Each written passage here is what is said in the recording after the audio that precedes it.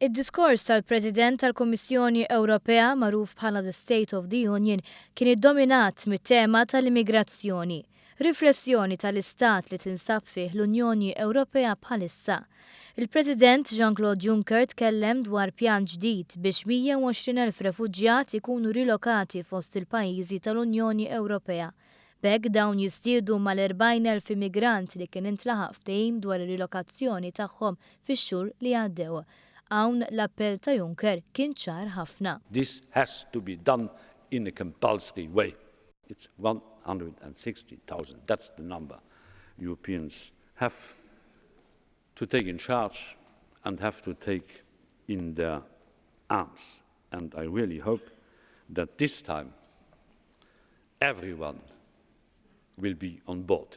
No poems, no rhetorics.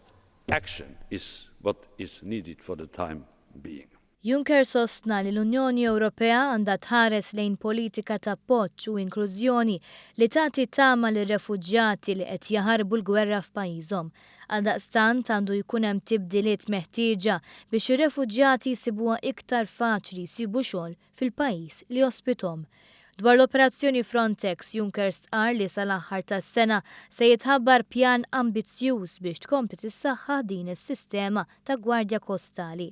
Il-President Juncker stqarr ukoll li l-Unjoni Ewropea mistennija tindirizza s-sors tal-problema u għalhekk se jkunu allokati 1.8 biljun euro biex ikunu indirizzati il-kunflitt f'Sahel u fit-Tramuntana tal-Afrika, żoni minn fejn qed jaħarbu l-immigranti.